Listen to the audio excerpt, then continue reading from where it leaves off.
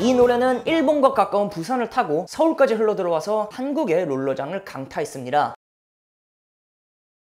한 시대를 풍미한 옛날 뮤지션을 알아보는 시간, 복구만입니다. 작년 일본을 가장 시끄럽게 한 이슈 중에 하나는 바로 자니 키타가와의 성추문과 자니스의 폐업. 사실 자니스의 아이돌은 모두 우리나라에서는 좀 매니악한 면이 있고 노래도 본토 일본에 비하면 굉장히 인지도가 적습니다. 하지만 80년대 이 곡만큼은 수많은 분들이 엄청 유명했다, 가사도 모르고 따라 불렀다고 증언하시거든요. 롤라장에 매일같이 울려 퍼졌다는 콘도 마사히코의 긴기라기니.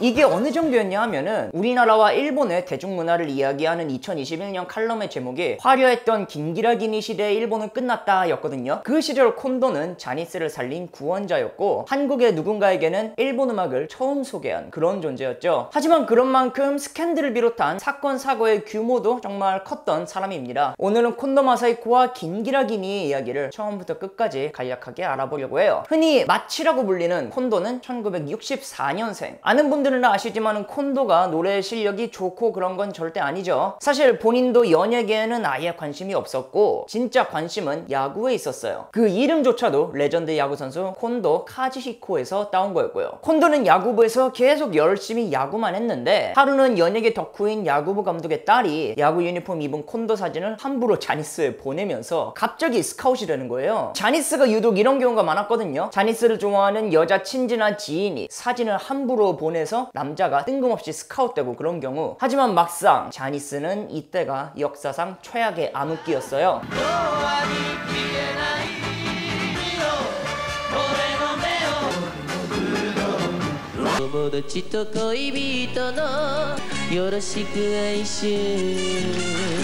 사실 이 시절 아이돌 하면은 대부분이 깨끗하고 맑고 모범적인 이미지를 떠올리잖아요. 하지만 콘도는 그럴 생각이 전혀 없었다. 왜냐면은 애초에 연예계에 별 관심이 없으니까. 콘도는 자니스에 붙고 난 뒤에도 연습마저 야구해야 된다면서 한 달에 한 번만 나가고 그마저도 질려서 안 갔대요. 자니스가 섭외 다 끝난 드라마한테 사정사정을 해서 겨우 얻어낸 오디션 자리도 남들을 다 차려입고 갈 때 혼자 불량배를 동경해서 불량배 차림으로 막 갔다고 합니다. 하지만 이런 배짱이 묘하게 자니스를 살리는 코드가 되는 거예요. 왜냐면 이 드라마는 3학년 B반 킨파치 선생이라는 학원 드라마였고 당연히 학생들 중에는 불량한 학생도 있기 마련이잖아요. 콘도는 그대로 오디션에 합격. 그리고 이 드라마는 최고 시청률 39.9%를 기록하는 등 전국적인 인기 드라마가 됩니다. 이 드라마에 등장하는 3명의 자니스 연예인들, 타하라 토시히코와 노무라 요시오, 콘도 마사히코는 타노킨 트리오라고 불리면서 최고의 인기를 구가했죠. 그리고 셋은 각자 가수로도 데뷔했는데 그중 가장 큰 인기를 끈 거는 바로 콘도 마사히코였어요. 콘도는 첫 싱글로 등장하자마자 1위, 그리고 이거는 자니스 최초의 밀리언셀러 싱글이거든요. 콘도는 자신의 컨셉과 노래를 기가 막히게 합쳐서 자니스의 구원자가 됐는데 이게 어느 정도였냐 하면은 콘도가 데뷔 이후로 4년간 내는 16장의 싱글 중에 1위를 못한 거는 딱 하나였어요.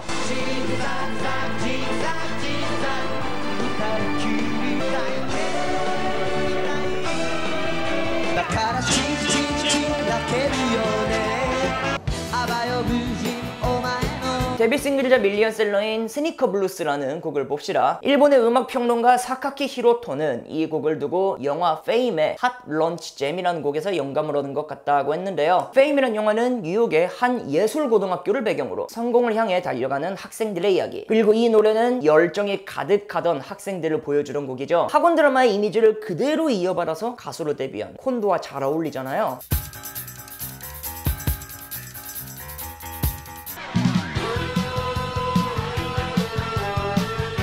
콘도의 노래는 여기에 속도감을 쫙 이렇게 올리면서 마치 오토바이를 타고 질주하는 듯한, 결정적으로 이 노래들이 다 너무 좋았습니다. 콘도의 초기 노래를 작곡한 사람은 츠츠미 쿄헤이라고, 아마 블루라이트 요코하마 만든 사람이라고 하면 많이들 아실 텐데요. 이런 배경에서 나오는 노래가 바로 긴기라기니였다고 생각하시면 돼요. 이것도 츠츠미 쿄헤이가 만들고 콘도 마사히코가 부른 콘도의 4번째 싱글이었습니다.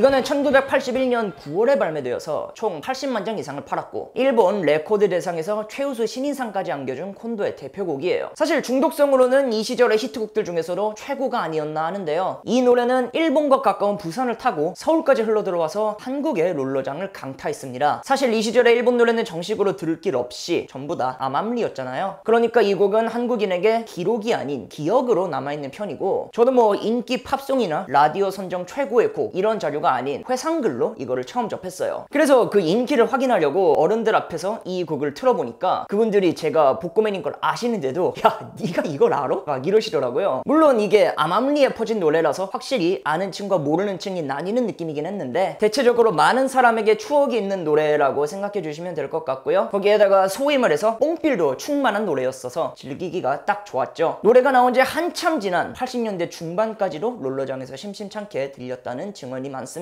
콘도는 다양한 무대 연출과 자신의 카리스마로 사람들을 휘어잡으면서 일본의 최고 아이돌 자리를 계속 유지했고요.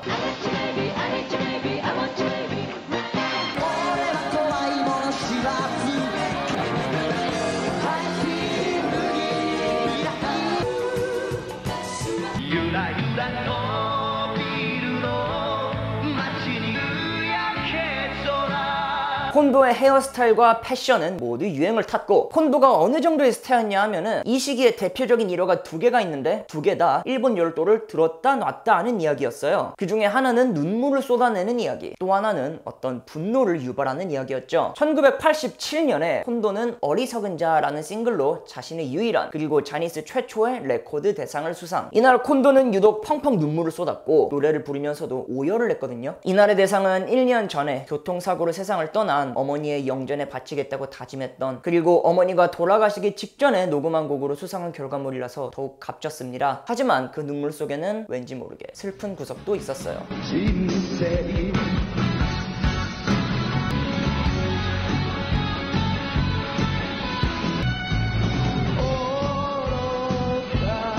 이게 나중에 알고 보니까 레코드 대상 사흘 전에 누군가 어머니의 유고를 훔쳐가는 사건이 발생, 그리고 범인이 내거는 조건이 대상 후보 자격을 포기하면은 유고를 돌려주겠다고 한 겁니다. 하지만 콘도의 가족은 어머니라면은 분명히 네가 상을 타오길 바랄 것이라며 설득을 했고 결국 콘도는 그 대상을 가져오고 펑펑 울게 된 거죠. 결국 그 유고는 아직까지 되찾지 못했고요. 이거는 아직까지도 풀리지 않은 미제 사건으로 남아있어요. 하지만 한편으로는 당대 최고의 여가수였던 나카모리 아키나와의 연애사로 일본을 들썩였다. 둘은 일본의 최고 인기 커플이었는데 비유를 하자면은 브래드 피트와 안젤리나 졸리, 저스틴 팀버레이크와 브리트니 스피어스 이런 느낌이었죠. 그런데 그동안 콘도는 매연방이랑도 사귀었고 결혼도 아키나는 하고 싶어 하는데 콘도는 미뤘고 거기에다가 뭐 아키나의 라이벌이었던 마츠다 세이코까지 만났다는 소문이 막 돌았습니다. 나중에는 가족 문제까지 겹치고 힘들었던 아키나가 콘도 집에서 극단적인 선택을 시도를 했고요. 이후에는 이제 콘도와 나카모리 아키나 둘이 같이 뒤에 금색 병풍을 쳐놓고 사죄 기자회견을 진행했는데 이 기자회견이 1989년 12월 31일에 열려서 홍백 가합점 같은 연말 행사들의 관심도가 뚝 떨어졌다고 하는 비화가 있죠. 年が明けたらね、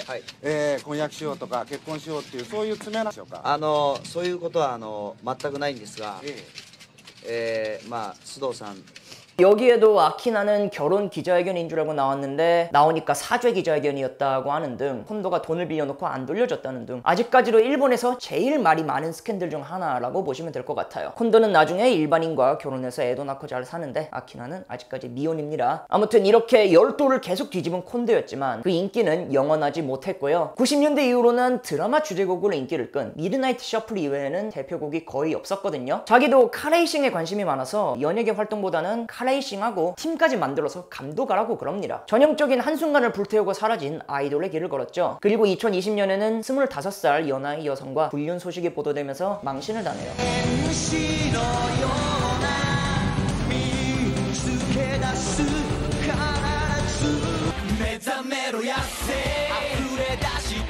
그리고 불륜 논란의 여파로 자니스를 퇴소하지만 지금이야 뭐 자니스 자체가 몰락했으니까 어찌 보면은 전화위복이라고 할 수도 있겠네요. 사실 이 사람이 인격적으로 되게 훌륭한 사람은 아닙니다. 자니스 말년에는 후배들한테 꼰대짓하고 막말한다고 팬들이 굉장히 싫어했거든요. 그럼에도 매년 기념 행사 때마다 아라시나 심지어 스맙까지 들러리 세워놓고 자기 노래 열창하고 그랬어요.